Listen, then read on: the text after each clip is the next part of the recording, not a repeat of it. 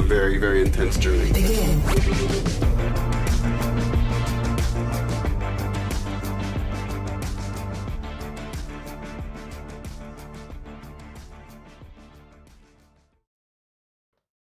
Hello, Internet! Welcome to episode 160 of Frameskip, a video game podcast. I'm the host this week. My name's George, joined by the full crew this week. Introducing from down south, we've got Austin, the newsman himself. Austin, how's it going? That's right. It's going great, George, and I am down south where we have pivoted from 15 to 10 degree weather last week to now 60 degree weather today. Cool. And come back to us on the 2s and 3s for more weather updates from down south. Joining us from a beautiful island community that I will not say, the commander in briefs, boxer briefs, that is. Coach, how are we? Pretty good. I am just south of Austin. Austin, Texas. Oh, there Florida. It is, baby. What? And also, rounding us out, we got the full crew, and I'm stoked as hell about it. We got Seth.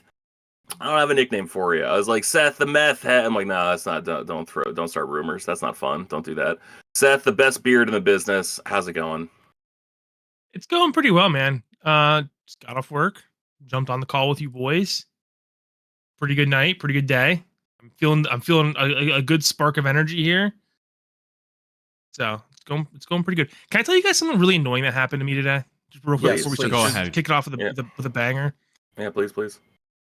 I started my day going into work like I normally do. I stopped at the 7-Eleven to grab 2 energy drinks and like 5 meat sticks, right? Wait, time out. What are your energy drinks of choice these days? Because I remember you were a bang it out, rein it in kind of guy. Yeah.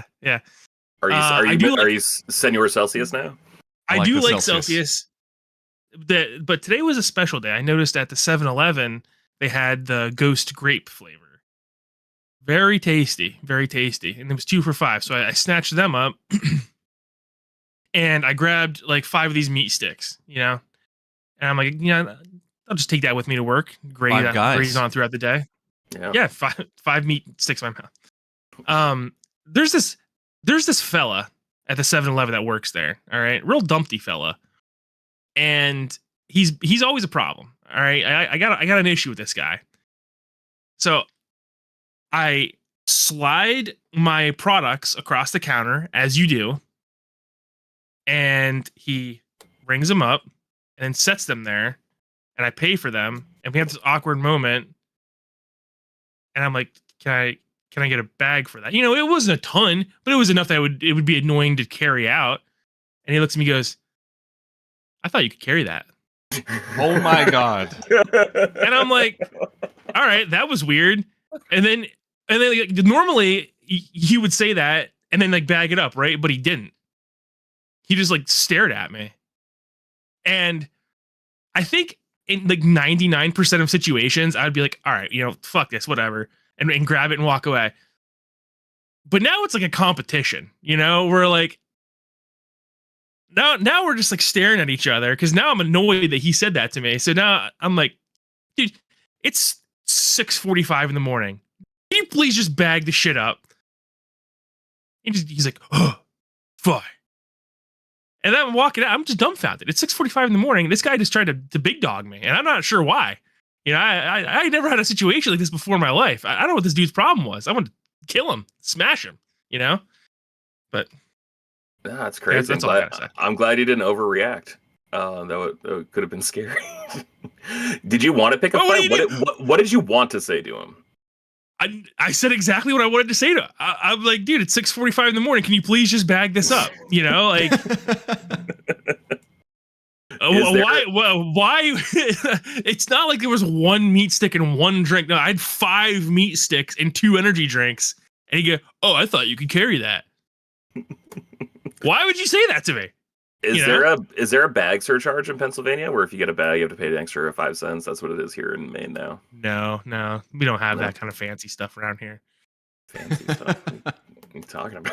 Fancy stuff. Bullfrog in the chat said, and he's I guess portraying himself as the cashier in the situation. He said, "Old mate was like, quote, skill issue, bruh? Question mark. You have a skill issue there? I guess. Struggling? I don't know. But like I said, this guy's always a problem, right? If he's in the back, I'll be at the counter sometimes for 5 minutes. I'll like clang my drink on the counter so he hears that someone's up there, and then he walks out like I'm annoying him by purchasing things at his store. Hate this guy. Okay, that does sound kind of annoying. Just so we're 100%. Yeah, it's clear. Terrible. While we're on, like I'm on his side now. Is what I'm saying. Wait, why? Clanging the drinks, like you're working, like being the front. like I'll be. What am I supposed to do? He's not coming out. I'm sitting at the counter, and I'll go like this. I'll be like, so you can hear that I set something down on the counter. Not like I'm sitting here like smashing it like a. Talk to him like a person, like he's a human being. I can't see him. Say hello. Hello, is anyone here? That's more aggressive. Hey, is anybody working here? I didn't say that. I said hello. Is anyone there? That is way more aggressive. Let me give you my money. Like, I'm not saying do that, you jackass. I'm saying just like try to have like a conversation with this person, like he's a person, and not like he's like the human calculator you're trying to summon by slamming your fucking beer cans. I'm not slamming it down. I'm just like putting it down with more noise than you would normally do, slightly, so you can definitely hear it, right? But if he didn't act like it wasn't a problem constantly, I probably would be less annoyed. But then what he said to me today was just completely out of pocket. I don't know what this guy's problem with me is. You know what you do? Get one of those bells that they have at hotels, right? Because they're in the back doing stuff. Set it down and then hit it and see what he does. You just keep it in your pocket at all times so you can do this everywhere. So everyone loves you. That'd be awesome. 7-Eleven's trying to get me to get involved in the rewards program. I don't want that. Stop making new rewards programs. It was cool like the first one. I agree. Rewards programs are out of fucking control. The fact that like every store I go to, I have to enter my email or my phone number into. I'm like, oh, I have to do this so I can save 8 cents on a gallon of milk. How about you just make your gallon of milk 8 cents cheaper and just leave me the fuck alone? What are we doing here, right, guys? It's terrible. I'm sick of it. I don't want to carry any more cards with me. I don't want to deal with Humpty Dumpty at 7-Eleven. You gotta catch a hand.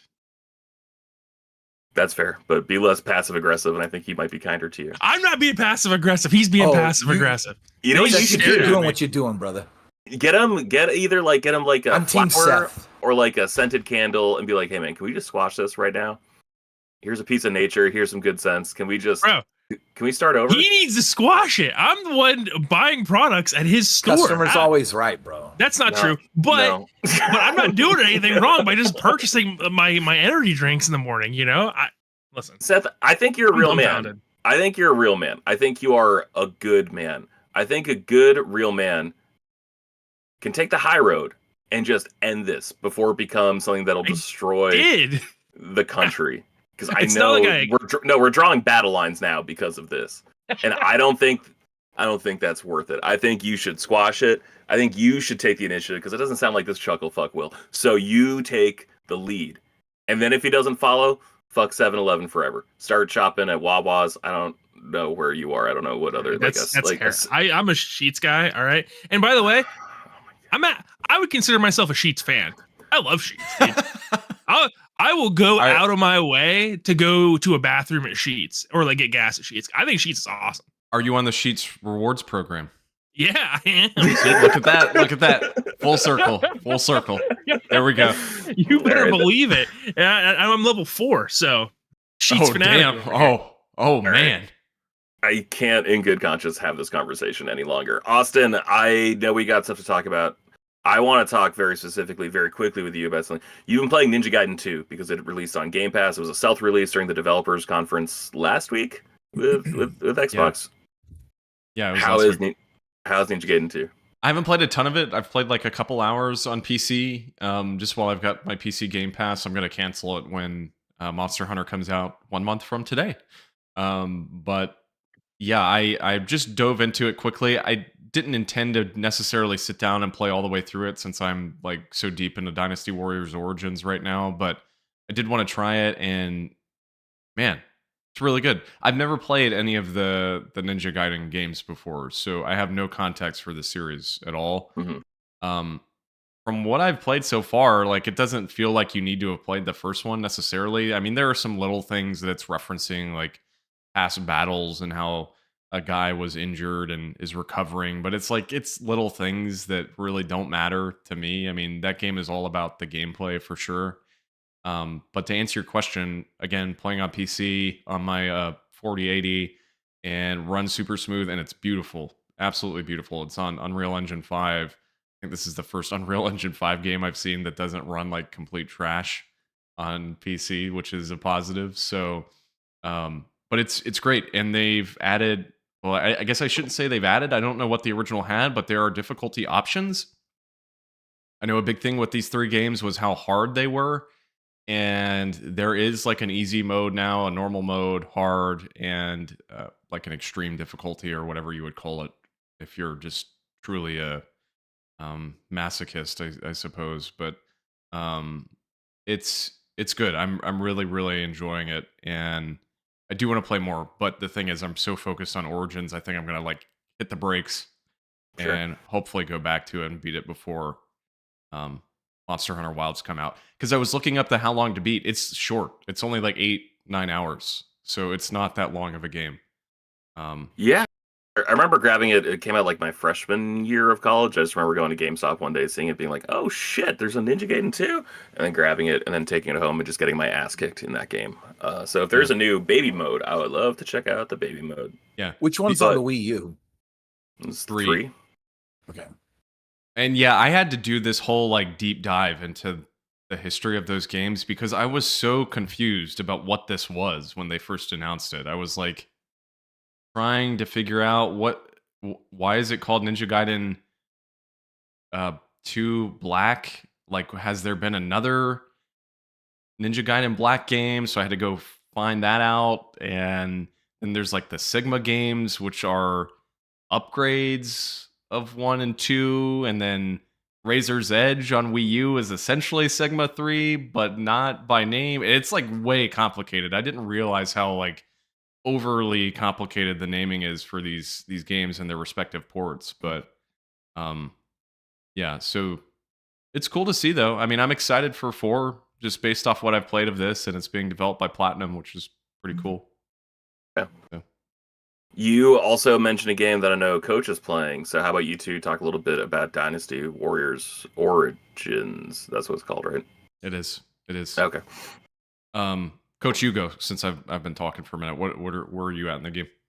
Okay, so I'm towards the end. I just beat Lubu, and that dude's a badass. Like, of all the bad dudes, he's a freaking badass. I didn't realize these characters in this game. So you don't play as the normal Dynasty Warrior characters, right? You play, well, you can, like when you're battling with your main guy, which is the Wanderer, right? And you get tag teams sometimes. But I'm 44 hours in, and yeah, so I have probably about 90 minutes, and then I start the post-game stuff, right? All the grinding and leveling up the weapons, and then getting the other 2 endings. So there's 3 endings with this game, and this is like a Breath of the Wild, Tears of the Kingdom game for me, where I could see myself just putting hundreds of hours in, and it seems like it's just a 20-hour game. You know, like it's been really easy for me to just have fun and just do all kinds of stuff, and I'm mainly just practicing my fighting, the combat, you know, and I'm actually like semi good at it. So I am playing on easy, and so I decided what I'm going to do is once I get to New Game Plus, I'm going to go back and play it on regular, and then at that point where you could split off in 3 parts, then I will I'll probably play those on the hard difficulty. Right. Yeah. So that way, because one of the trophies for Platinum is just to beat one combat on the ultimate difficulty. I forget what it's called, but yeah. So you got to get good, right? So I mean, like probably one of the first ones, right?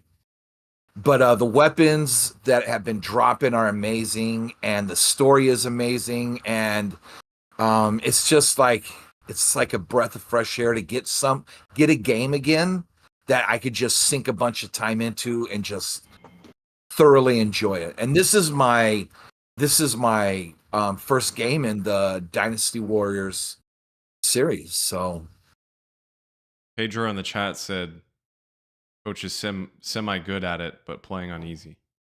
yes. No Nothing shame to be ashamed of, Pedro. No.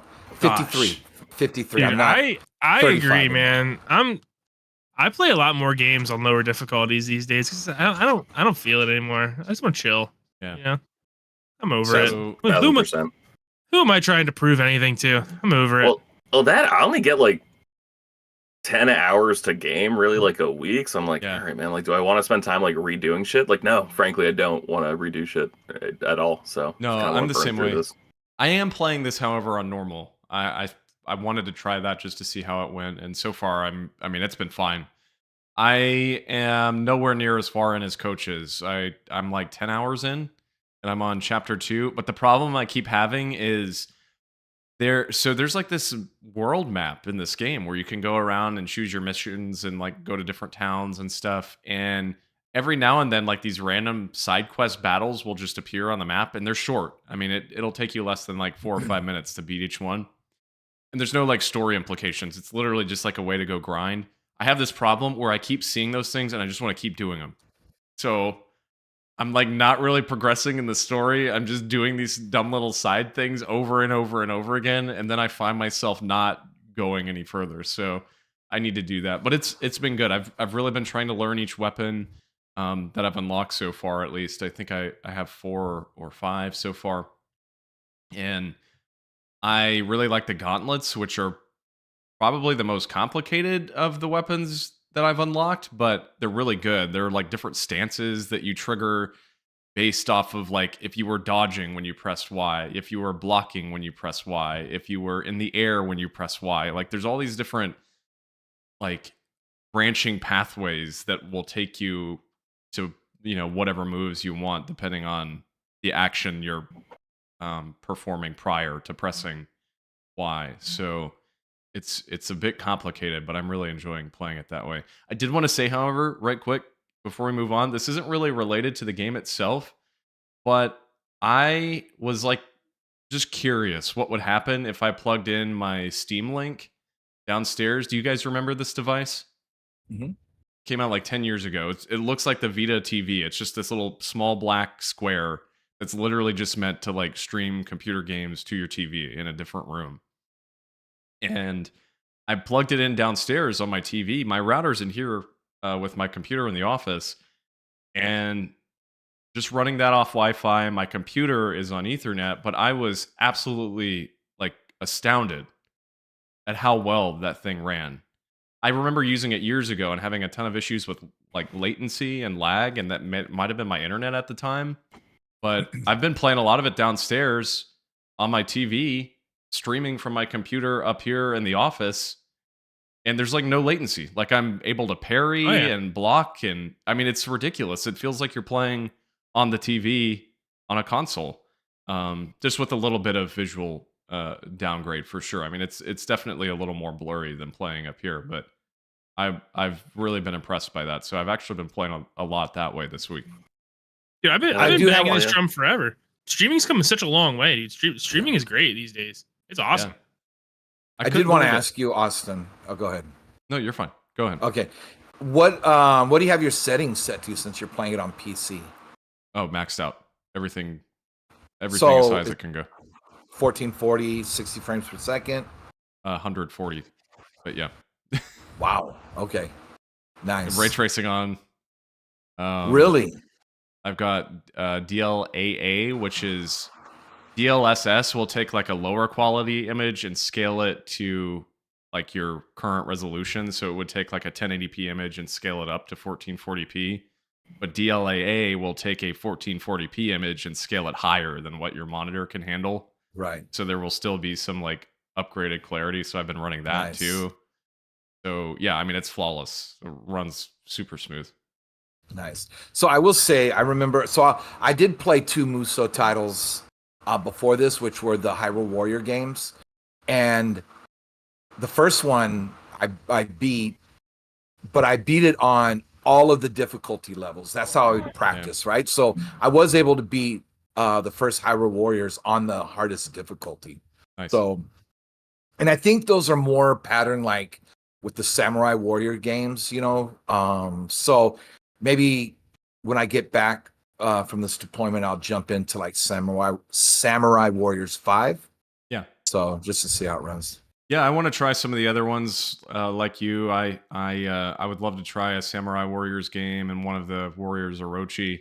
I did grab Dynasty Warriors 8 Dream Legends on Steam in the Lunar New Year sale because it was like really, really cheap.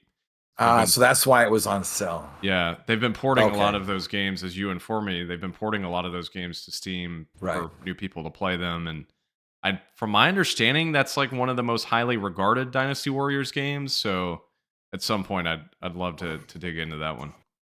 And those are the ultimate versions too. Yeah. Yeah. So like the DX, Samurai Warriors 4 DX, you can still play 4 on like PS4 or whatever, but that's the ultimate version you'd want to get. Gonna have to bust out your PS3 though to play the Gundam Dynasty Warrior games, like a real man. Pedro just brought that up in the chat. Oh, did he? I picked up one of those about a month ago. They were the only salvation for a starving fan base in like 2010, dude. Those Gundam Dynasty Warriors games were the only thing we got. Yeah, which the PS2 Gundam, really quick aside, the PS2 Gundam games were great. Like there was Federation vs. Zeon, there was Gundam Zeta versus Gundam versus Zeta Gundam, there's shit like that. Those things were awesome because they were based on like the Jump Force engine from Capcom. So like it was just like fun, good, like arcadey stuff. And then on PlayStation 3, there was literally nothing. I've imported several Japanese games, which are fine, but like I don't speak Japanese. I'm missing 95% of everything. Besides that, there was even like who made Bloodborne? Who made Dark Souls? FromSoft. They made a Gundam game, man. Like they made a Gundam Unicorn game, and that shit just never came out west.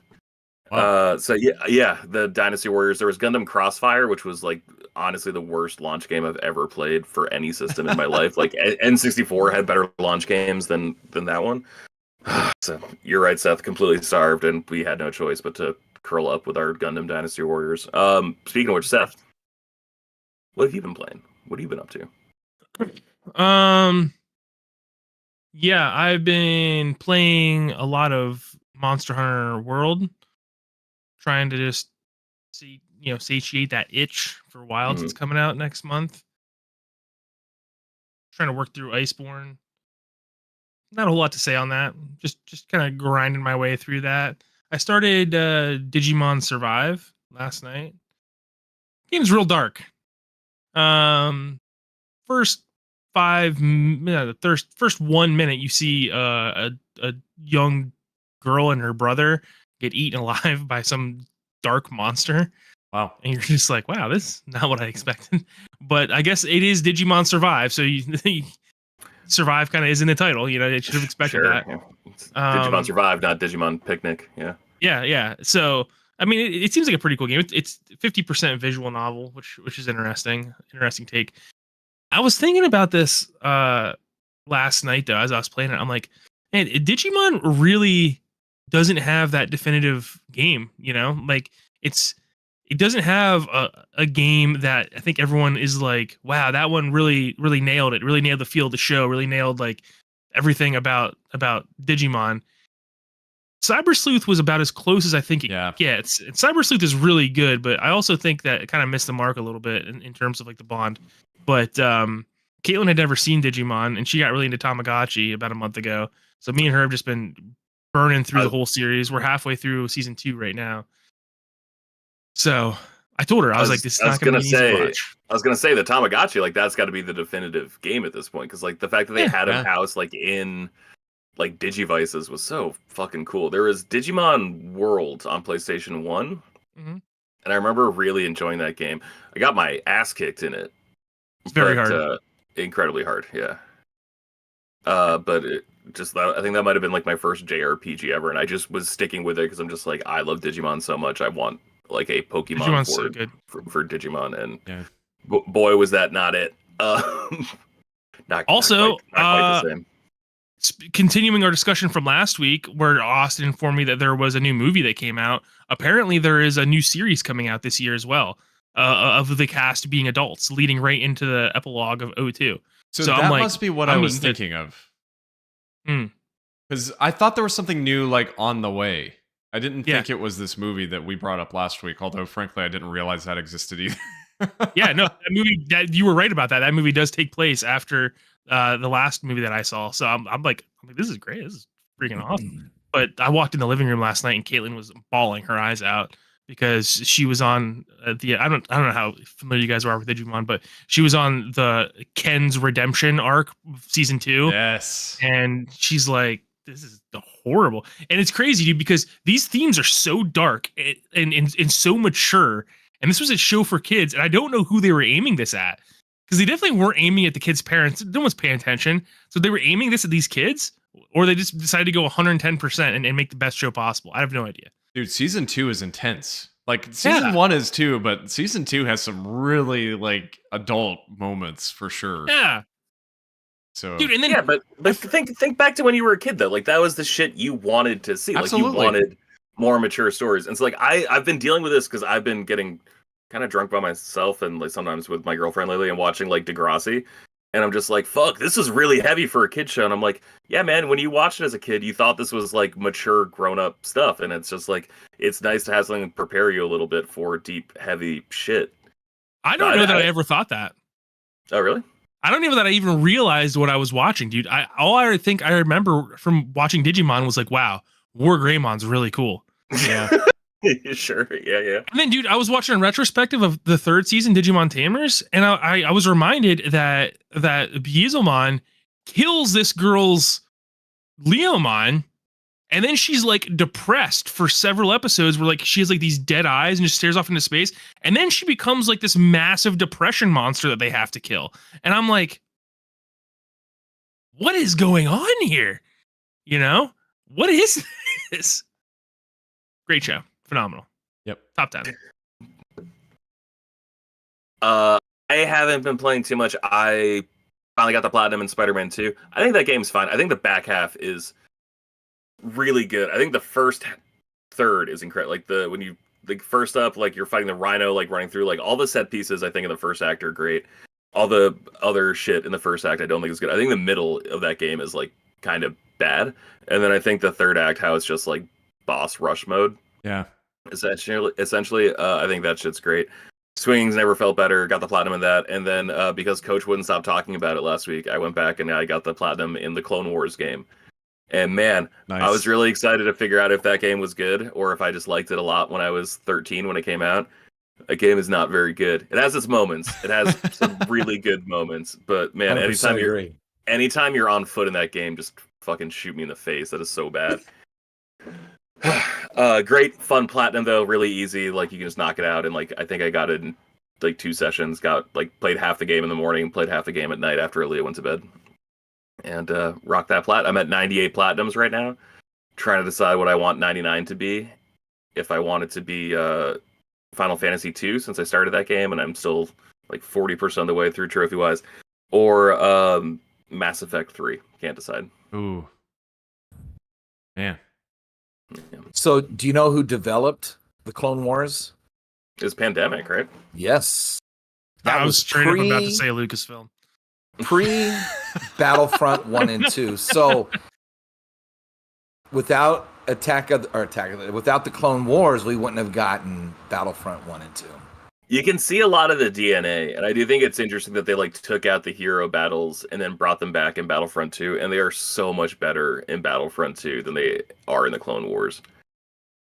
I don't love that like swinging your lightsabers like attached to X, which is also attached to jump. Like there's just like some slocky shit that I don't appreciate, but like the vehicle combat is great. Like anytime you're in the tank, it's great.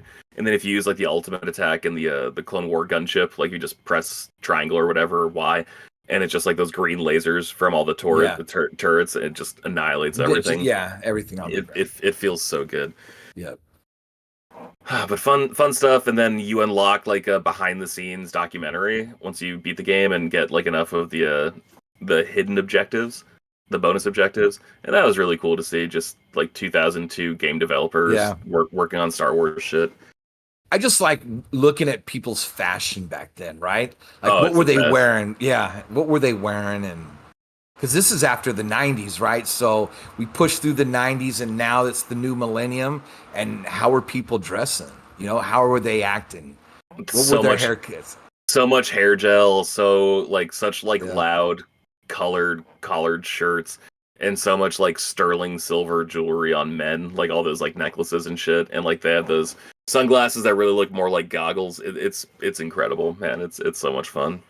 Just go back and watch any like semi like documentary on like the release of the PS2, and you kind of get that same vibe, you know, just like an exciting time, man. It's such a good time, like them late 90s, early 2000s, like good time to be alive back then. There was an optimism and upbeatness that I aspire to bring back into my daily life. Yep. All right. That wraps up what we've been playing. Coach, you said you had a surprise topic before we jump into our main topic. Yes, I did. Today I was listening to Sacred Symbols, and there was a good discussion going on, right? Mm-hmm. And so I found the article, or at least the article that they were referring to. And one of the sections says, how much will Grand Theft Auto 6 cost? As it stands, publisher Take-Two has yet to announce pricing for Grand Theft Auto 6. The common assumption is that it will cost $70, right? However, in a recent presentation about the current state of the games industry, analyst, I've never heard of this guy, Matthew Ball, claims that there is hope among some game makers that Grand Theft Auto 6 will cost anywhere from $80 to $100. And then it goes on. This comes from a segment of the presentation where Ball discusses potential avenues the industry can pursue to improve its flagging growth. And just going on to say that this would help raise prices of games that were maybe $50 and now they're $60 to $70. Give it like a price jump. So what I wanted to bring to you guys and ask you is, are you willing to pay for the base version of a game, $100? No. Depends on the game. Yeah, I think I'm more in line with George. Like, I think for this, I mean, I sure hope they don't, but at the same time, I mean, like, surely this is going to be the most expensive game ever developed, right? Like, I don't know what would be more expensive than this. But also it's like it's their fault that it's this, because it's like first one the last one came out 11 years ago. Like you couldn't have released a Grand Theft Auto in the last 11 years. Yeah. I don't know that I would pay $100 for a Grand Theft Auto game, but I mean, God, put a Monster Hunter in front of me that's $100 that's 400 hours long, and sure. I mean, I think it depends on the length and the quality, what you're given. I mean, I wouldn't put it past them doing this. I don't know. I think that's the only game that could get away with it. I don't think so. What other games? I don't know. It might. I don't know. I think that the $100, the triple digit, is going to turn a lot of people off. Caitlin was unfortunately in the car with me when we were listening to this discussion. We were driving back from Lancaster, and I was just ranting to her. She was just the unfortunate recipient about how brain dead I think this take is from Colin, and I've been hearing it from years for him, and it just doesn't ever seem okay. So I want to know how much it offset when games went from $60 to $70, right? I want to know whose pockets that money went into, and I want to know. Well, let me just look up something real quick. Activision CEO salary. Oh, okay. He made $155 million in 2020, right? do we really need to raise the price of video games, or maybe did Bobby Kotick not need to make? Maybe he could have made $5 million in 2020. That's a lot of money, right? You know, so if we raise the price of video games to $100, is that really going to offset the development cost, or are we still going to be anally probed with constant microtransactions because people just can't get enough dollar signs down their greedy little gullets? From what I've been seeing of modern culture, I think if we raise the price of video games to $100, the next step, we're probably going to be like, oh, you know what? Inflation actually is still pretty bad. Let's raise it to $110, you know? And we just keep getting nickel and dimed. Netflix is $25, right? Yeah. They just keep nudging you until they finally get pushback. I don't think Rockstar is going to raise the price of Grand Theft Auto 6. I think they're going to do the same thing that every other game company is going to do, which is they're going to give you a week early access for an extra $40 or some nonsense like that. And they have way too much money in this pot to even slightly risk 10% of their sales going down due to people being like, wow, I'm not really going to, I'll wait for a sale on Grand Theft Auto 6. I'm good. That's my personal take. Well, Ubisoft already kind of does it, right? Because they have 3 price points for their game. 70 for the base. What is it? Like 100 for the middle tier, and then like 120 for the extreme edition or whatever it costs. But all you're doing is unlocking it 3 days early and some skins, right? Like I don't know what else you're getting. So I don't know. I just thought it was interesting, and I was like, no, I mean, like I wouldn't. Initially, I said there's no way I would do it unless it's just a few games. For instance, I just paid $90 for Dynasty Warriors to get it 3 days earlier, but I don't regret it. Yeah. You know what I mean? Like I don't regret that. But would I get Mario Odyssey for $90 to play it 3 days early? Hell no. No, I'm not going to do that. I think those higher price points like that, Coach, are the new collector's edition. I've realized that. The collector's edition has kind of come and gone, and now what we have instead are $90 to $120 digital versions of games that give you access 3 to 5 days early. That kind of seems to be the thing. But I do agree with you. Like, I mean, Doom Eternal, or I'm sorry, Doom, the Dark Ages has like the 5-day access or whatever it is for $100, and frankly, I'm probably going to buy it. So they will certainly get people, and will continue to get people with games that they're thoroughly into. I mean, Monster Hunter Wilds doesn't even have that. It doesn't even have like an early access thing, and I still bought the $110 version because it comes with like all these extra skins for later down the line.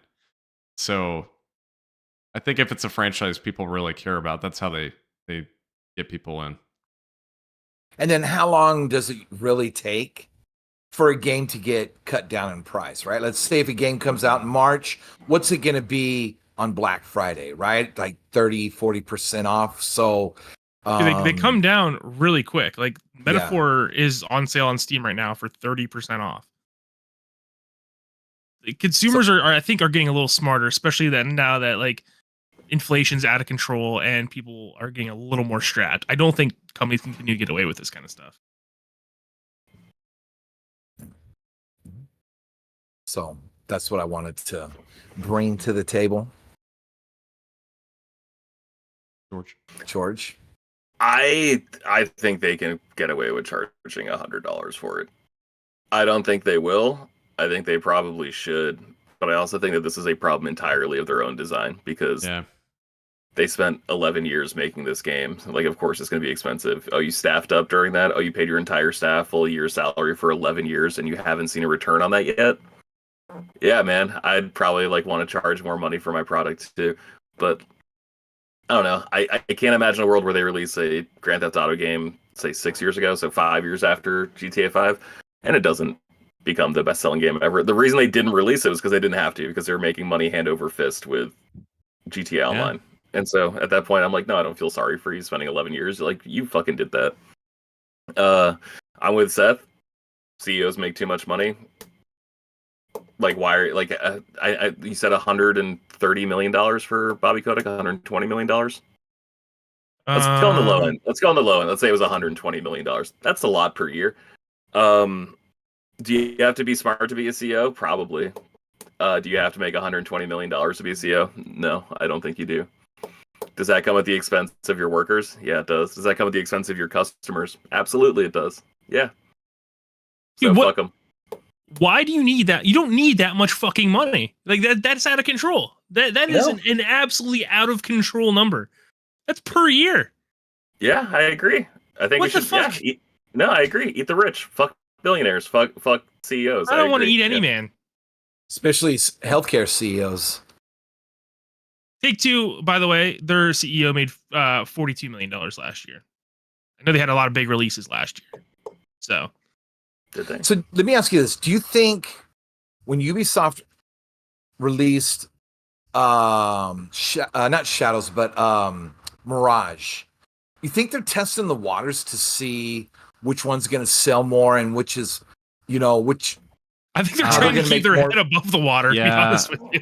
Ubisoft's like in a disaster zone right now. I don't know what they're doing, to be honest with you. 10 years ago, they were my bad move. 10 years ago, they were my favorite third-party publisher, Ubisoft. Like, I thought they were perfect, could do nothing wrong 10 years ago. And now, man, I'm like still mad at them for Riders Republic. Like, that game is not great. And I'm a huge fan of Star Wars Outlaws. I think that game is fantastic. No one bought it, so yeah, it was a huge mistake. From all the information we have, it seems like Disney's like contracts are brutal to those people, or not to those people, developers. I don't know why I said that. I just wish we could get back to where during PS3, Xbox 360 era, like it wasn't these 7, 8, 9 years between games, and they were solid games. They looked good, they played good. And we got them every 4 years. I mean, think about the time between Arkham Asylum and Arkham City, or how long was it between the Uncharted games? It wasn't that long, was it? 2 to 3 years at most. Right. Well, Nintendo's guilty of it too, right? I mean, like, oh yeah, Breath of the Wild and Tears of the Kingdom was. How is there only one 3D Mario platformer on the entire life cycle of Switch? It's been 7 years since the last one came out. Like it's shit like that. Where like, yeah, man, this shit's expensive because you guys can't get off your, because like you need this to be a success, so you spend all this extra time ensuring it's a success, and nothing's ever going to live up to like 7 years of development cycle if you're paying 100 people their full salary for 7 years. Like that's preposterous. And you're 1,000% right. How did we get 3 Uncharted games on the PS3 life cycle? That's like it's insane to think about now, right? Especially since like they're talking about like the PlayStation 6 already. It's like, bitch, we've barely had a PlayStation 5. Like, I'm really happy with the hardware because it plays PlayStation 4 games, and I just had like a launch PS4, so I got to go back and actually play like and have good experiences on PlayStation 4 games. This console generation kind of sucks because like nothing has come out. It has no identity. It has no persona. There's nothing that sets this console apart. It's just a super PlayStation 4 at this point, and they're already talking about the next thing. It's like, motherfucker, I gave you $500 for this, and like I haven't gotten shit really in return. So how about we work on this a little bit? Like Final Fantasy 16, it's about it, to be honest. That and Up Your Arsenal or whatever the new one's called. What was the Ratchet and Clank? Rifts Apart. Those are like the only 2 PlayStation 5 games I really felt like I've played so far. Yeah. Anyways. Coach, thank you for bringing that up. I do think it's interesting. I do think rich people are the worst. I think Jerry Jones is the worst because he's destroying my team. He has for the last 30 years. Oh my God! Did you see that? It's like can't always be sunshine and glory holes when he was talking about like people not being happy with the state of the team. He threw that. Yep. Oh no. Yeah, that's incredible. He was really good in Landman though, so he's got that going for him. Let's move on to our main topic. I asked you guys a few weeks ago to start throwing together some lists. I wanted to know what shit you do with gaming that's not gaming. Like I love talking about the games you're playing. I love talking about your thoughts on the evolution of certain series and all that stuff. That's great. Frankly, I wanted one week where I didn't really have to care about that. I want to know like what news sites you guys go to. Where do you get your news in 2025? What YouTubers you follow? What gaming podcasts you listen to? what physical media that you actually consume about games, all this type of shit. So I got different categories for us, and I thought we could go through. I'm gonna go first with the news just to get things started. My two favorite news sites, I'll be honest, Games Radar is my number one for news. And then number two is IGN. IGN's a little frustrating because it has mostly become, I feel like, a retail site at this point where it's really good for finding out what's on sale at Best Buy. And I know that is a type of monetization where they get like a little kickback from Best Buy if they like link to Best Buy from their site. Sometimes they do okay at breaking news.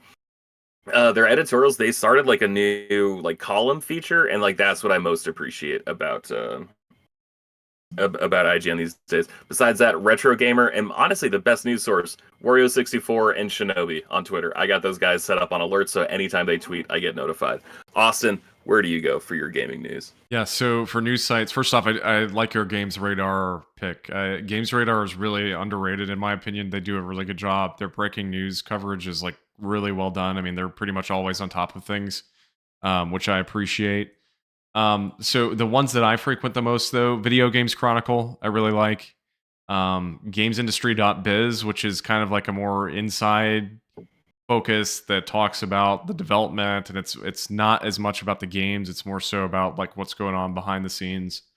So I like them. And then Insider Gaming, which is Tom Henderson's website, which is really like heavily leak and rumor focused, but I find it really interesting, and a lot of what they report on does end up becoming accurate at some point. So his sources are really good, and the team they have there have really good sources in general.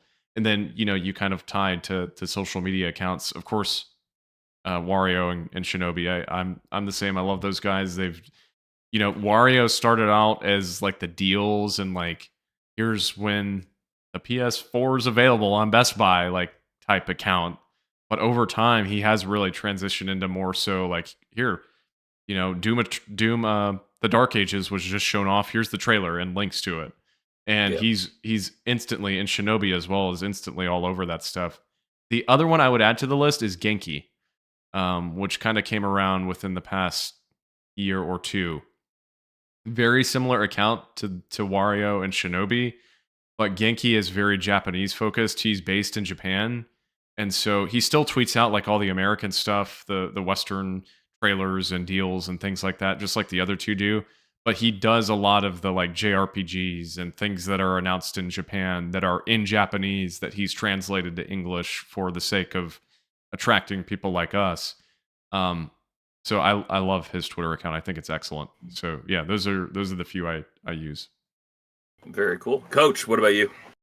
I use Austin because whenever there's something out there that whenever there's something cool out there, he'll always send me a screenshot to or a link, right?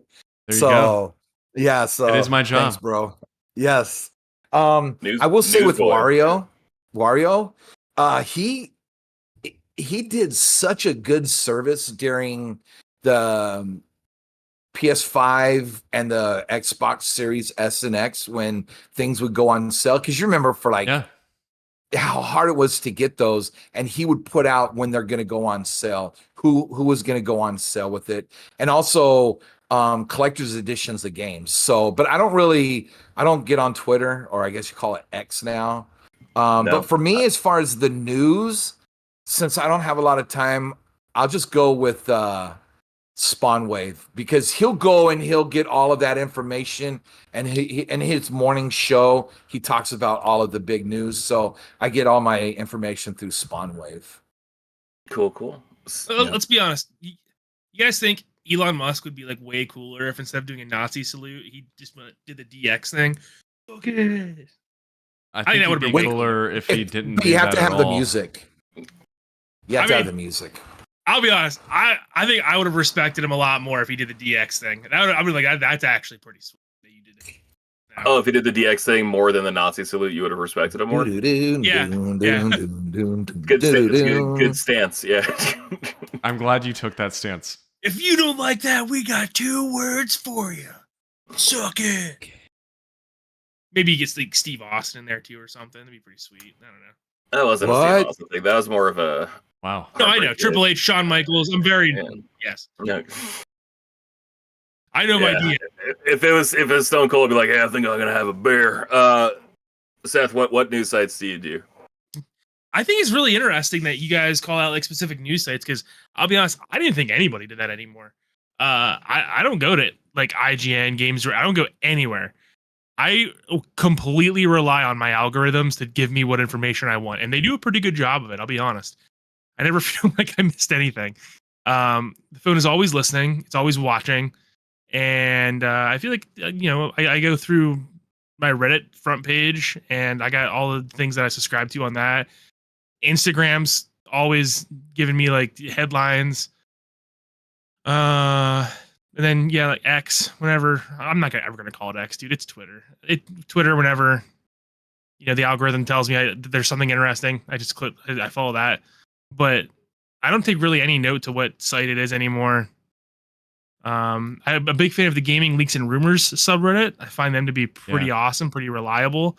And then games also, like not gaming, but games. They do a pretty good job of reporting the news, but I don't go to any sites at all. I mean, unless I'm following a link, of course. I won't go to like IGN or GameSpot or anything. I do see their like headlines pop up in my feed once in a while. But my thing with IGN is that I didn't want to know all the news about like movies and entertainment and stuff like that. And then they kind of just got muddled. And I really wanted just a very focused video game related news source.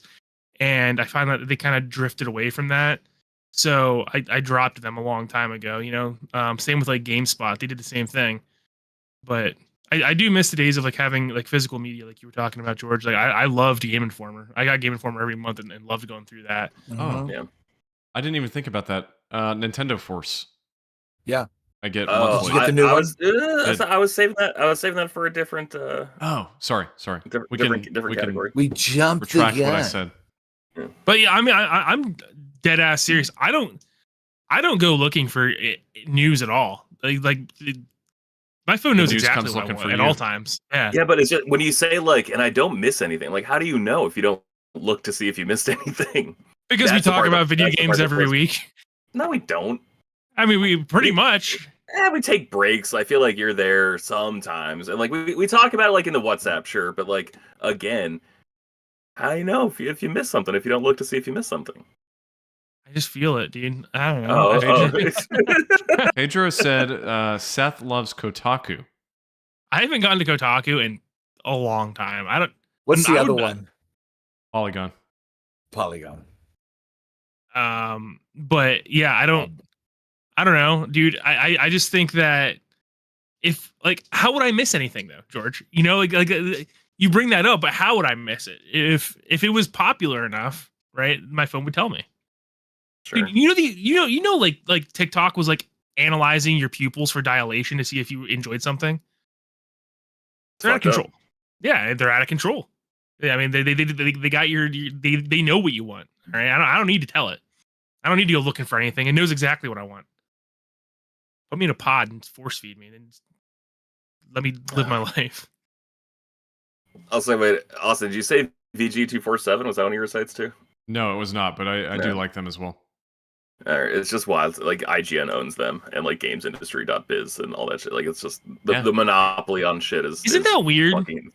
Fucking infuriating. Yeah. Why does IGN buy other news sites and then keep them running instead of just to control the information? It's not to control the information. No, it's to have like the man. It's to have a monopoly narrative. No, it's so they can say that they're the biggest source of video game. George, I'm busting your balls, bro. Honestly, we're at an age where like I believe people believe the dumbest conspiracies, and I'm like, it's not controlling it for like you think they care who knows about a Jack and Daxter remake? Like, no, that's not it. But no, I think it's so that they can say that they're the number one video game information source, and then they can charge whatever the fuck they want for ads. That's what I think it is. So I guess that is a conspiracy. But but I work in having their own competitors. So wouldn't having their own competitors take that away from them? No, because they can say that like IGN sites get this many views each month, and so it's like some people don't want to go to IGN because they don't like the host or whatever. And like that's fine. Some of them annoy me too. Like, oh, I'm gonna go to gamesindustry.biz. It's like, yeah, but IGN owns that, so like, guess who's still ultimately getting the clicks? Like, it doesn't fucking matter. Dude, you go to IGN with an ad blocker, and it is barren. Rock, paper, shotgun too. Yeah, man, I actually almost subscribed to IGN's Plus thing, whatever, the other day, just because like I needed to use their wikis, and that shit is unusable on mobile. Like I tried doing it on a tablet, and their wikis are just so fucking peppered with ads that I was just like, it was constantly refreshing. I was constantly losing my place, and then I was like, out of like solidarity, I was like, no, I'm actually not going to give you money because you're providing me with such a shitty experience for free that I don't want to give you money to improve the experience that you've actually gone out of your way to ruin. Anyways. Let's talk about video game cataloging apps. There are two sites that I use. I use one. I hate it. It's called iCollect Games. It's an app that I have on iOS. It is super bare bones. It's nice because you can scan the barcodes and then they automatically add whatever it is to your collection. It's nice that you can like break it down by system, and like I really just use it for when I go to like a used game store just to remember what I have and what I don't have. The wish list feature is nice. Besides that, I don't really care.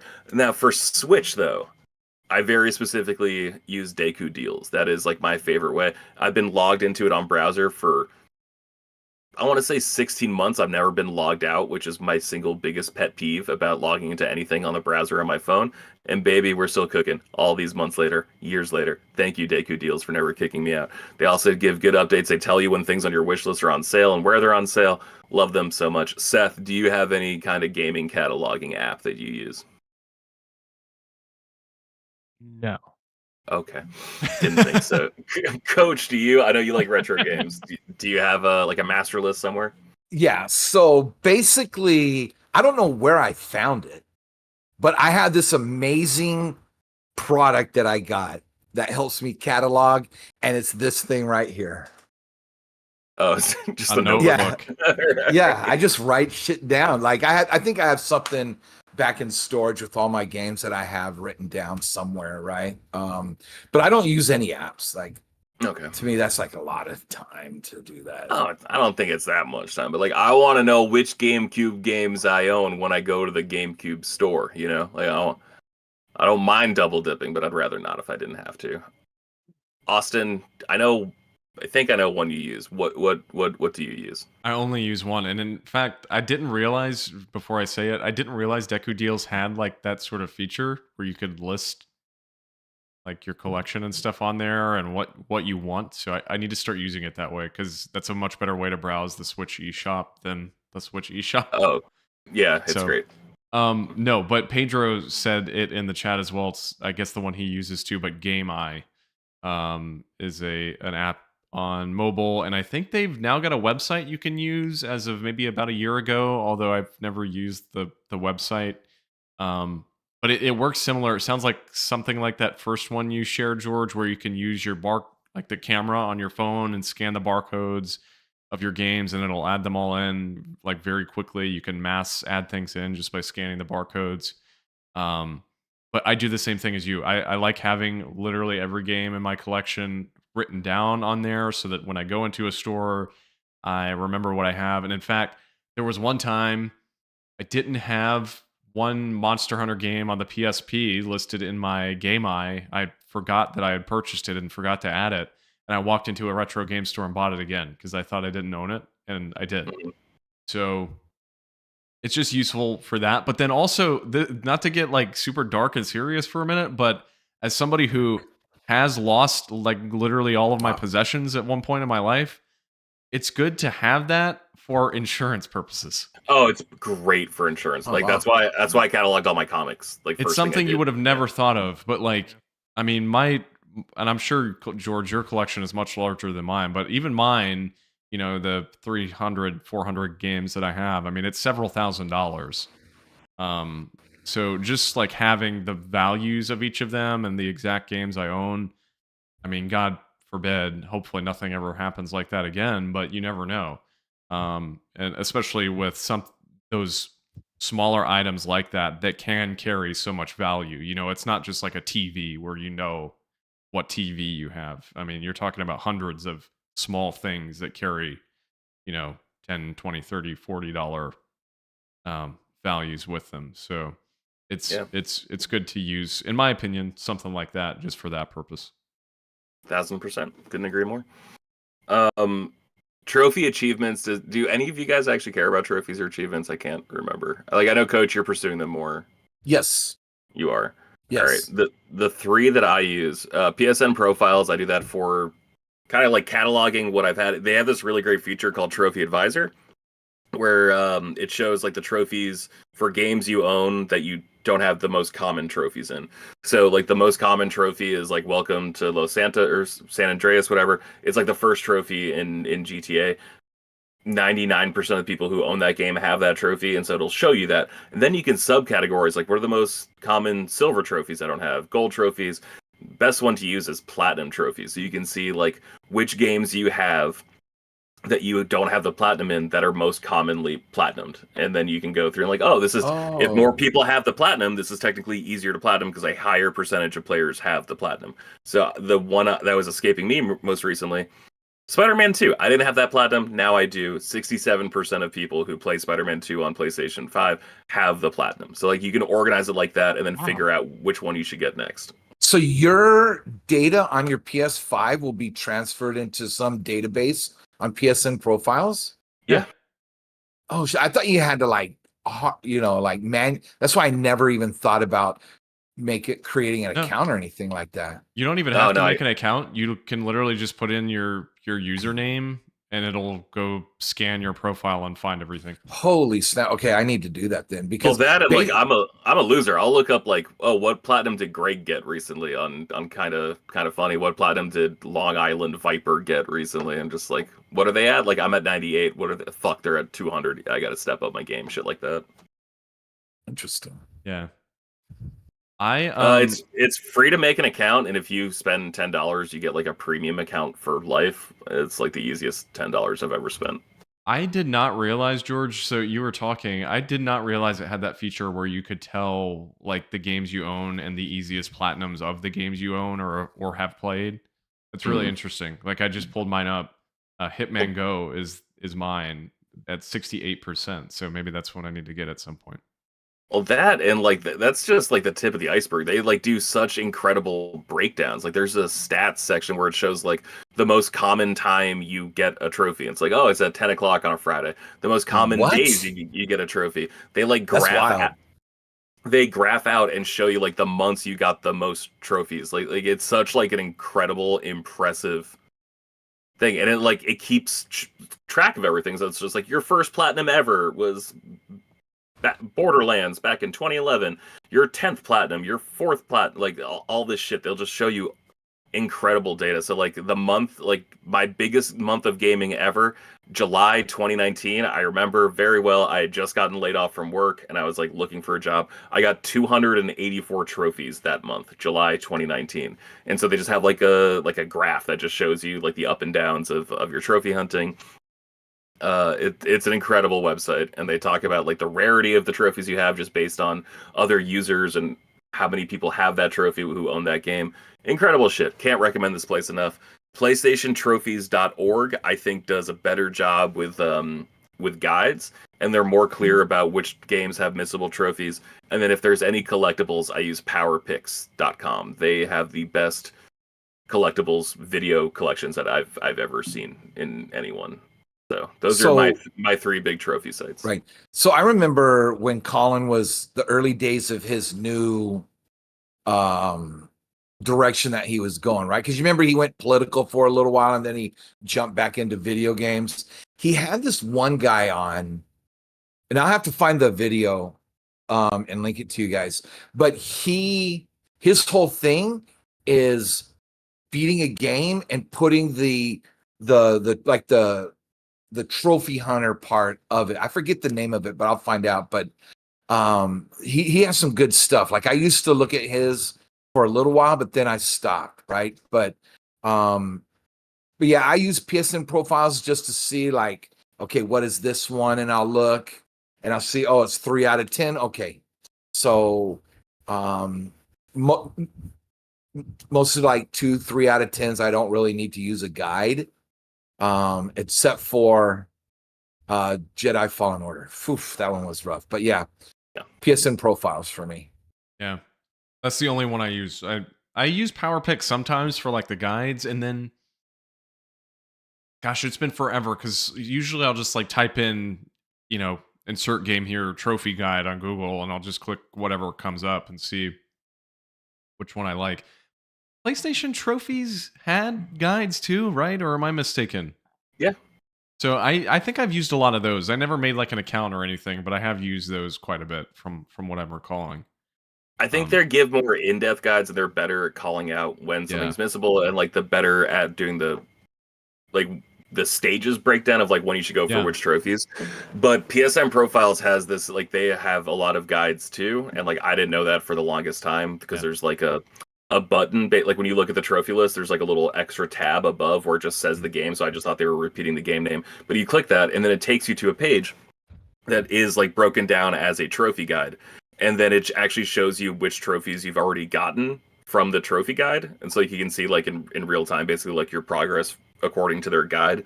That is super helpful. Also setting up like play dates, basically, where it's like looking for game, where people are saying like, hey, I'm going after this trophy. I'm available on Friday at 9 p.m. We need 5 more people. We have 3, like looking for, like, it's great for organizing that and finding other trophy hunters and getting your shit locked up. So I can't recommend PSN Profiles enough. I will say there are and I'm sure there are other trophy sites that do the same thing, but there are so many games that have broken there's like the milestone for fastest platinum.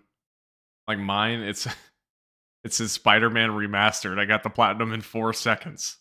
Yeah, it's just why is that even there? Well, because you got your save. Yeah, I know, but I feel like it should not count that. Like, I feel like there should be some limitation of like if it's under 5 minutes, it shouldn't show up as that milestone. You gotta wear that badge of being a baby, so that people know you stole that platinum trophy. Do you guys ever use the PS5 in-house guides that like users create and whatnot? No, they're pretty good. Messed around with it a little bit, yeah. If it's got some support from the community, it's really convenient because they'll show you like how to get trophies or how to get past a certain level or a certain boss. Really phenomenal for Astrobot if you're looking to get help. Where is that? How can you get that? Like, how can you? It's like below the game. Yeah, it's like, and what's it called? Game help guides. Yeah, game help. It's kind of hard to find, and it's hidden a little bit, and not every game supports it. But Seth is right. It was good in Astrobot, and Alan Wake 2, actually, it was really good with. They did a good job in that game. Austin, how long have we been recording for? 1 hour-ish. All right, do we want to yes. How about we do one more category and then we could save the rest for another time, because I know you guys actually follow way more YouTubers than I do, and I want to have like some in-depth discussions about those, so I don't want to rush through those. So how about we talk about retail sites? Let's talk about where we buy games, and then I like that. Call it a night. All right. Austin, where do you like to buy your shit? Usually Amazon, to be honest with you. I know that's a boring answer, but we have like 4 Amazon warehouses like in a 5 to 10 mile proximity, so almost everything is the 1-day delivery. Or even sooner. Like now they've started adding the thing where it's like a few hours. Delivery. Yeah. So that's usually my go-to. But frankly, it's all dependent on like where the best deal is for me. That's how I've always kind of operated. And one thing I realized I didn't bring this up earlier, I meant to with the social media accounts. I used to go to cheapassgamer.com like constantly, but I don't go to their site anymore because now their social media is really, really good. Their Twitter account and their Instagram account is excellent as well, where they'll post things on their stories that are on sale, and they'll have the link, and you can just click on it through their Instagram story. So, point being, I've always kind of operated that way ever since I first discovered Cheap Ass Gamer like 15 years ago now at this point of I'm going to go wherever the game's cheapest.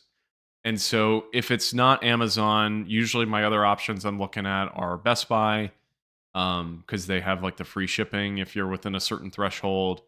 And then Target as well, since we have a red card, so you save like the 5% or whatever on games. But I did want to bring up two more that I've used quite a bit in recent years that are import sites specifically, but Hobby Genki, which is more of like a figure site, but they do have games and stuff on there too, and game like adjacent, like plushes and things like that, and figures related to games.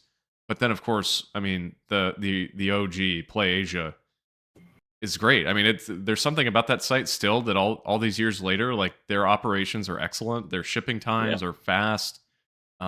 It's not that expensive to have something shipped from Japan to here if it's a game, or sometimes they'll even have like English games on there, North American versions that are cheaper than games on Amazon or Best Buy or whatever. So I've used them quite a bit for sure. And also, like, is it the Hong Kong version that comes with English usually? Mm-hmm. Yep. Yeah, and all those games are for sale. So like, if there's a game that is like Asian specific, and if there's a Hong Kong version, you can play it in English. And I think the Series X is region free, just like the PlayStation 5. I think so. And I think the Switch is region free, so you can play all the shit, which is great, and get access to games you normally wouldn't. Yeah. So those are kind of my go-tos. But aside from that, and I think I've brought this up on the podcast before, but for recently, at least for PS5, I've switched to digital. It's rare that I buy a physical game unless it's something I'm really like want to have in my collection. Like I'm playing Monster or will play Monster Hunter Wilds on PC, and of course I have that digital because that's the only way to buy it. But at some point, I literally will just buy a copy of that game on PS5 just to have a physical version of. So that's kind of my MO with both PS5 and Series X. But then Switch, I still buy almost everything physical because they hold their value. They hold their value so well. Coach, what websites do you go to shop, or any retail places in particular? So in a deployed zone, I always go Amazon, and recently I've been hitting eBay because eBay has a lot of games that Amazon does not. And they'll have games that are cheaper than Amazon too. So those are the main ones when I'm out here. But back home, I will hit up GameStop still just to see what they might have. But you could look online, type in your zip code, and it'll tell you if a store has it. Right? They'll tell you which store has it. So I'll use that. I'll go online and use that tool.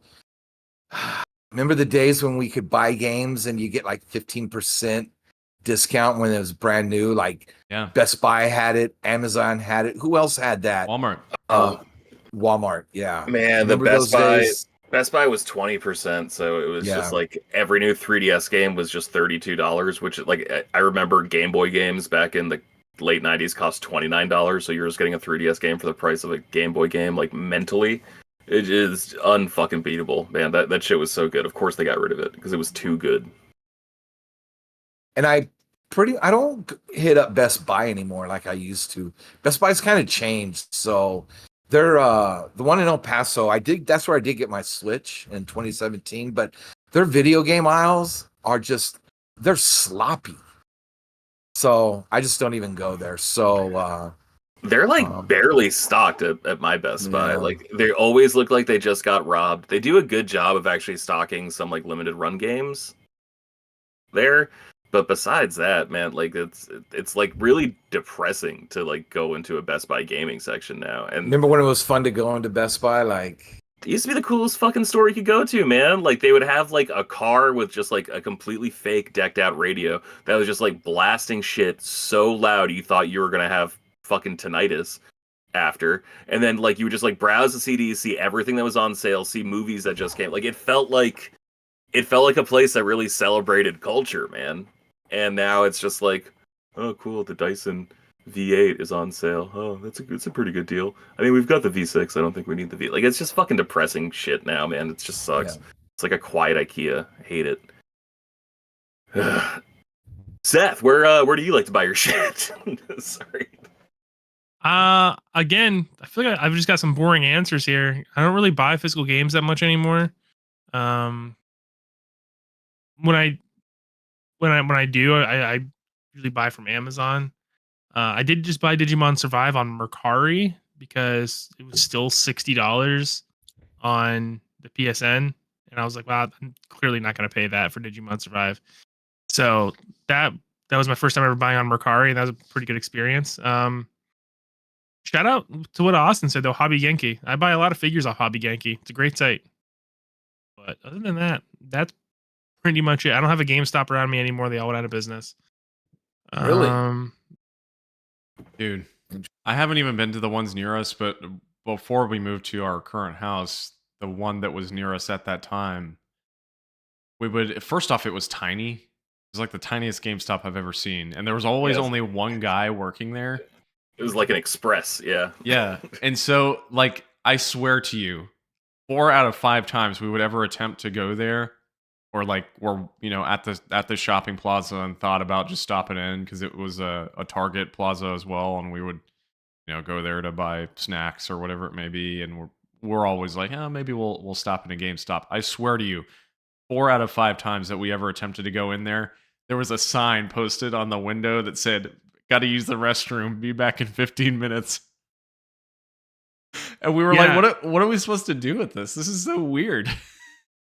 It's crazy because I really feel like there was a market that GameStop could have appealed to, but they just like treated their own consumer base so badly that everyone hated them.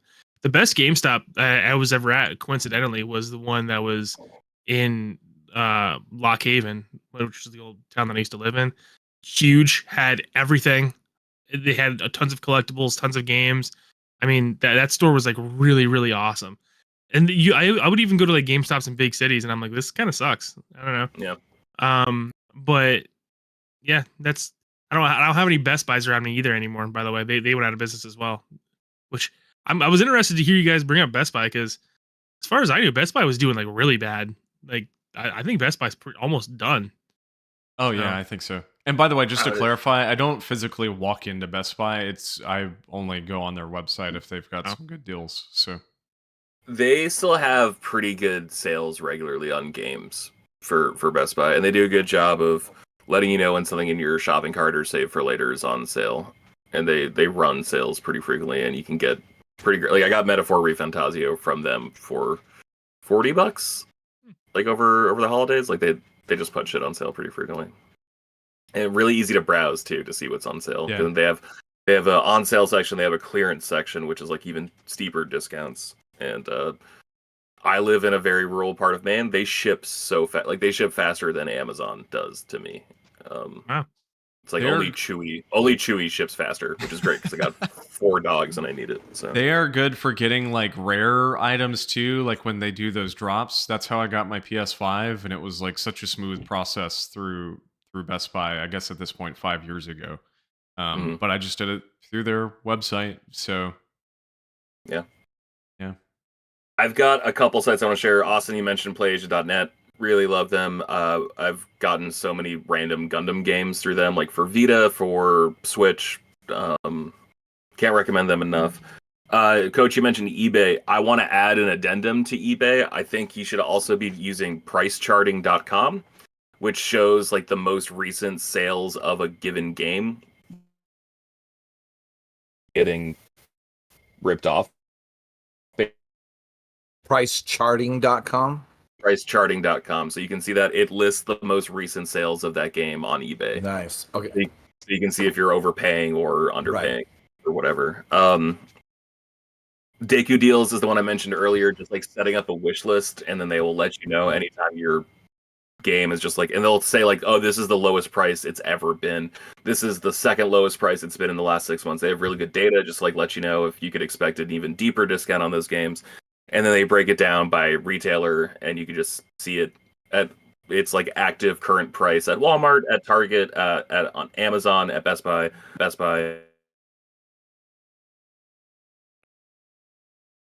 Did George freeze or did I freeze? Oh, George froze for a minute. Sorry. Okay. Oh, am I back? Sorry. Yeah, you're back. Okay. Limited run games.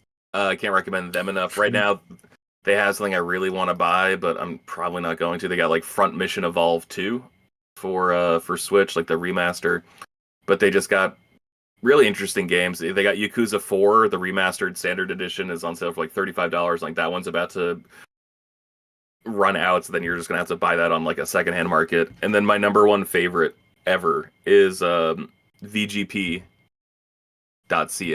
This place constantly is reprinting Switch games. So I was able to get Xenoblade Chronicles Definitive Edition, Xenoblade Chronicles 2, Xenoblade Chronicles 2, the Legend of Tornia, like all this shit that is supposed to be out of print. They are regularly throwing up old shit there all the time for pretty good prices. You see the price in Canadian dollars first, and you're like, fuck, okay, like I'll spend that much money on it. And then you get to like the checkout page, and you're like, oh shit, that's Canadian dollars, I forgot. And then it's even cheaper than you think it's going to be. It's a fantastic feeling. Great Switch library, great PlayStation 3 library too, even.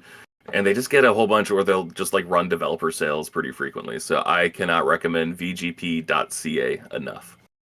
Did you know in some cities, Limited Run will like get a store for, I think it's a limited time, and they'll just put all their physical media out there.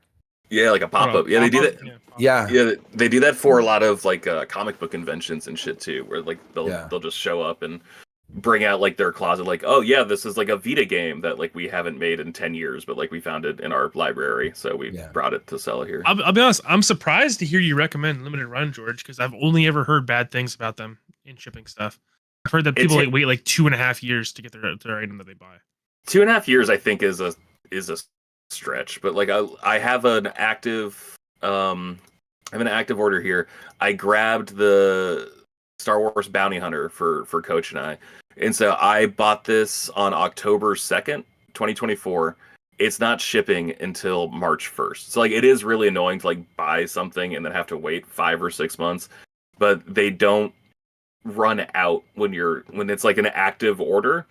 They don't just like, okay, we got 3,000 copies, first come, first serve. No, like they take all the orders during a window, and then they go into production so that like no one doesn't get what they want, no one gets told no, sorry, and then they make extras that they can sell like at retailers like Best Buy, or just have for conventions or like their pop-ups like Coach was talking about.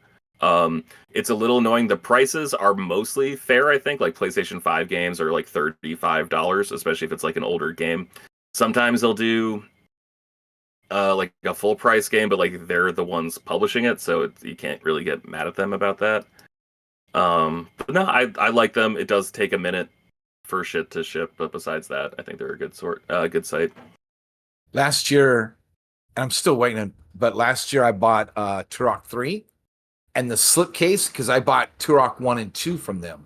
Mm-hmm. So now I have the whole trilogy, and also the Shantae Game Boy Advance game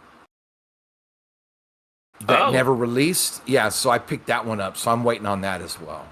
So yeah, you do have to wait a minute. So you have to have patience. But like you said, they open it up and they take all the orders, and when it closes, it's done for, you know? There's a lot of places doing stuff like that these days. Like Premium Bandai does that. Hasbro does that. You know, like there's a lot of places that are doing that, and I don't know, kind of annoying. The Premium Bandai stuff is especially annoying, man. So expensive. Good Smile does it too with their all their figures. So like the Figma, I think, is under Good Smile, and they'll open up the pre-orders, and then you won't get it for 2 years. Yeah. So. No, the Hasbro stuff is like especially heinous because it's like, oh hey, here's this like really cool Star Wars figure, or like Star Wars vehicle for the vintage collection. It's $500. I'm like, wow, fuck you. Like, I'm not spending $500 on the Cantina set. How could you not make this for $100? You're insane. And then P Bandai, like that stuff is expensive, but it's like reasonable compared to what Hasbro does. Just sells out so fast on P Bandai though. Like, dude, sometimes I'm trying to get figures and stuff, and it just doesn't make sense. But then other times P Bandai is great because they just do open orders and then they have a close period. P Bandai dicked me last year because they announced like a new Gundam card game that I was really excited about, and that shit sold out in 3 seconds. Meanwhile, like their Gundam models, like they have a window. Sometimes they sell out, but like 99 out of 100 don't sell out in the window that they have, and that's fine. But like, god damn, did I want that card game that's coming out and supposed to be great? So we'll see. That's all I feel like we should talk about. We left some things on the table, like physical media. I guess we could really quickly do that, and then I really want to save podcasts and YouTube YouTubers for another episode. For sure. But physical media, I subscribe physically to Retro Gamer. I subscribe physically to Nintendo Force. I technically get Edge Magazine, which is like a British gaming magazine. I've been trying to cancel it for 2 months, and they just aren't returning my emails. And there's currently a Kickstarter for the Electronic Gaming Monthly Compendium, which I cannot recommend enough. It is $60. You get this oversized, beautiful hardcover, and then you get digital access to every single Electronic Gaming Monthly that has ever been published. So you get like a full digital archive, and that is, I think, $60. Can't recommend that enough. Austin, any physical media that you get for games? Just Nintendo Force. That's the only one, and it's excellent. It's really well done, and I mean, frankly, I guess it's kind of shown me like the reality of the news cycle, because usually by the time it shows up and I'm reading it, I mean, everything in it I've already been made aware of, but there's still some good like opinion pieces and like interviews, and their reviews are really well done. So yeah, it's really good, and it's like cheap. They release it every 2 months, and I think it's $5. Yeah, it's incredibly affordable, and like it's run by Lucas Thomas, who like used to be all over IGN and like their Nintendo coverage, like would constantly be doing like the eShop games, like he would like re-review Mario when it came out on the Wii Shop and do all this shit. It was all over DS and game. Great guy. Or I don't know him as a person. Great work ethic, because the guy is just doing so much. Coach, is there any physical media that you consume? Any magazines? Any books? Any shit like that? Nintendo Force.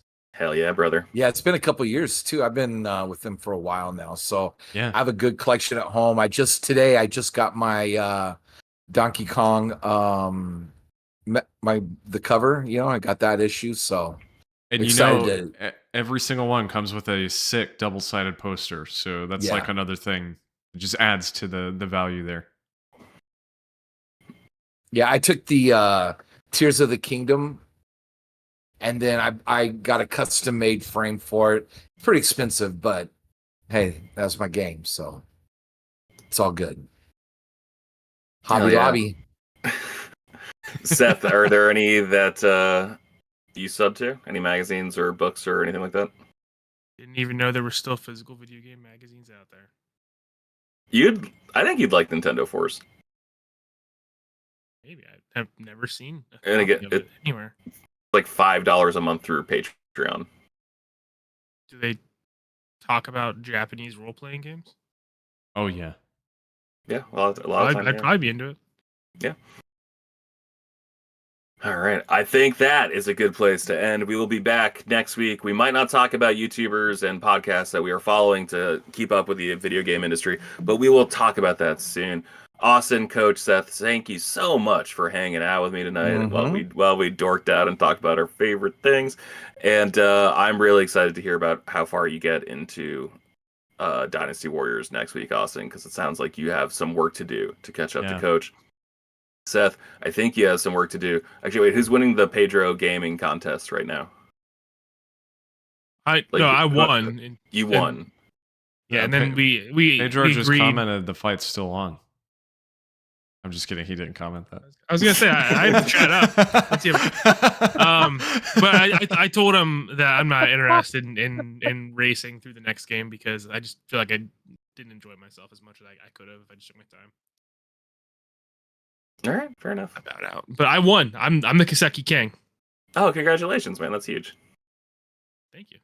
Yeah.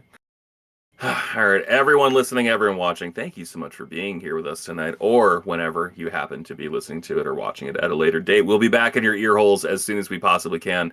That might be next Tuesday. It might not be. We'll see. I don't know. Austin, play us out, please. Thanks for listening to this episode of Frameskip. Don't forget you can find the show on social media at Pod. That's on Facebook, Twitter, and Instagram. You can also follow us each individually on Twitter. George is at Shortbox Summary, Seth is at Seth the 90s Kid, and I, Austin Eller, am at Austin J. Eller on Twitter. If you've got a question, comment, or topic you'd like to hear discussed on the next episode of Frameskip, you can do so by submitting it to us on social media. Email us at frameskippodcast@gmail.com, or visit bit.ly/frameskipq. That's bit.ly/frameskipq. The show is typically live on YouTube every week, either on Tuesday or Wednesday. You can find our YouTube channel at bit.ly/frameskiplive. Don't forget to subscribe and be notified when we do go live, typically at about 8 p.m. Eastern Time. Thanks for listening. We'll catch you next time.